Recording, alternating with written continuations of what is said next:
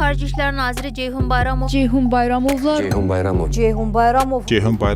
Bayramov bildirib ki, Xarici İşlər naziri Ceyhun Bayramov 2013-cü ildə dövlət qulluğuna gələndə özəl hüquqi şirkətdə direktor vəzifəsində çalışırdı. Qanunvericiliyə görə dövlət məmuru vəzifəsinin icrasına başlayanda biznesi ilə xudafisləşməlidir. Amma cənab Bayramovun əhəmiyyətli paya sahib olduğu Omni şirkəti ilə ötən 10 il ərzində əlaqələrini tam kəsmədiyini söyləmək üçün əsaslar var.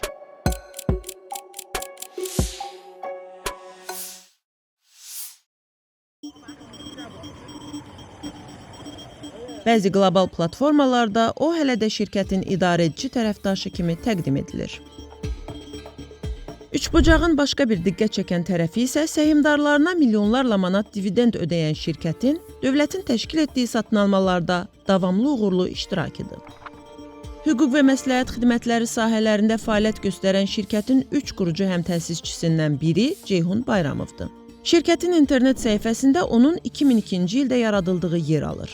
Rəsmi mənbələr isə şirkətin 2003-cü ilin noyabrında dövlət qeydiyyatına alındığını təsdiq edir. Bugün üçrəngli bayrağımız işğaldan... Nazirin dövlət vəzifələrinə gəlişi ilə şirkətlə rəsmi üzülüşməsi bir anda baş verməyib. 2013-cü ilin mayın 30-da Ceyhun Bayramov Təhsil Nazirliyinin aparat rəhbəri təyin olunub. Məhz həmin gün Bridge Plazada təşkil olunan səhmdarların illik ümumi yığıncağında onun dövlət qulluğuna keçidi səbəbindən şirkətdəki vəzifədən istefası məsələsinə baxılmayıb. Səhmdarlar Ceyhun Bayramovun vəzifədən azad edilməsinə yalnız sentyabrın 17-sində təşkil olunan yığıncaqda, onun Təhsil Nazirinin müavini vəzifəsinə təyinatından bir ay sonra qayıdıblar.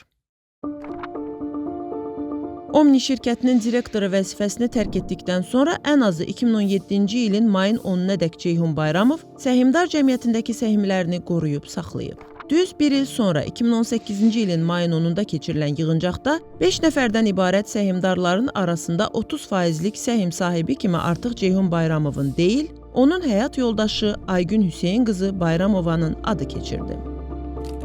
Həmin vaxt Ceyhun Bayramov Təhsil Naziri vəzifəsinə irəli çəkilmişdi. Təhsil Nazirliyinə gəlməzdən öncə Ceyhun Bayramov daha bir şirkətdən ayrılıb. Bu, Omni Legal and Consultancy Services Ltd. Offshore şirkətidir. Şirkəti 2009-cu ilin avqustunda Britaniyanın Virgin adalarında Ceyhun Bayramovla onun Bakıdakı biznes ortağı Roman Allayyarov birgə yaradıb. Amma birbaşa yox, məşhur Panama sənədlərində qeyd olunduğu kimi, Panamanın Mossack Fonseca hüquq şirkətinin köməyi və Panamanın Brotherhood Foundation fondu vasitəsilə. İsveçrədə fəaliyyət göstərmiş bu offshore şirkətin kimə, hansı hüquqi yardım etməsi barədə açıq məlumat yoxdur. Bircə məlumdur ki, Ceyhun Bayramovun Təhsil Nazirliyinə gəlməsindən bir neçə gün qabaq, yəni 2013-cü ilin aprelin 30-da şirkət fəaliyyətini dayandırıb. Bakıdakı Omni şirkətinə gəlincə, şirkət yaydığı illik hesabatlarına görə əvvəlki illərdə 5-7 nəfər, 2021-ci il ərzində 12 nəfər işçisi olan kiçik hüquq şirkətidir. İşçilərinin sayı az olsa da Azərbaycan meyarlarına görə kifayət qədər böyük maliyyə dövriyyəsi var. Şirkətin müştəriləri arasında dövlət təşkilatları da az deyil. Maliyyə göstəricilərinə görə Ceyhun Bayramovun səhm sahibi olduğu illərdə şirkətin 2013-cü ildə 452 min manat, 2014-cü ildə isə 263 min manat xalis mənfəəti olub. Şirkətin bölüşdürülməmiş mənfəətinin məbləği 2014-cü ildə 2,4 milyon manata keçib. Omni GSC bu illərdə bir qayda olaraq səhmdarlarına dividend ödəmədiyini bəyan etsə də, 2017-ci ilin sonunda bölüşdürülməmiş mənfəət 1,4 milyon manata inmişdi. Növbəti illərdə də şirkətin işləri pis getməyib. Hesabatlara görə şirkət 2020 və 2021-ci illərdə ümumilikdə Bayramovlar ailəsinə 1 milyon 317 min manat dividend ödəyib. 2022-ci ilin necə yekunlaşması haqda hesabat hələlik dərc edilməyib. Hüquqi məsləhət xidmətləri sahəsində Omni GSC-nin yolları dövlət qurumları ilə dəfələrlə kəsişib. İqtisadiyyat Nazirliyi 2019-cu ildə Qızılbulaq, Vejnəli və digər qızıl filiz yataqlarında Amerika Birləşmiş Ştatlarının RV Investment Group Services şirkətinə məxsus payların alqı-satqı üsulunun həyata keçirilməsi ilə bağlı Omni şirkətindən məsləhət xidmətinin alınması üçün müqavilə bağlayıb. Hüquq şirkətinə bundan ötürü 265 min manat ödənilib. Müqaviləyə görə Omni şirkəti qızıl yatağının alqı-satqısı ilə bağlı hüquqi məsləhət verməli olsa da, Azərbaycan dövləti Amerika Birləşmiş Ştatları şirkətinin istismarına verdiyi bu yataqları ondan geri almayıb. Əksinə daha 3 yatağı, Qaradağ, Xarxar və dəmirli əlvan metal yataqlarını onun müqavilə sahəsinə daxil edib. Ceyhun Bayramovun xanımından başqa 27 yaşlı oğlu Rəhim Bayramlı da biznes idarəçiliyində iştirak edir. O, bir vaxtlar atasının rəhbərlik etdiyi Elm və Təhsil Nazirliyinin Təhsil İnstitutunun nəzdində 2021-ci ildə yaradılmış Sabah Lab MMC-nin icraçı direktorudur. Rəsmi tədbirlərdə onu sahibkar və Azərbaycanda bir sıra uğurlu startapın təsisçisi kimi təqdim edirlər. Rəhim həm də Integrity Group şirkətinin 2 icraçı direktorundan biridir. Integrity Group şirkəti həm də Sabah Lab'ın tərəfdaşlarındandır.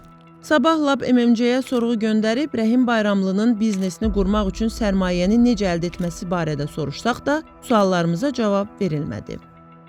Korporativ hüquq üzrə ekspert Əkrəm Həsənov Ceyhun Bayramovun vəzifədə olarkən şirkətdə səhim sahibi olmasını qanunvericilikdə olan boşluqla əlaqələndirir. O bildirir ki, bu kommersiya fəaliyyəti hesab olunmur və qanunla qadağan edilməyib.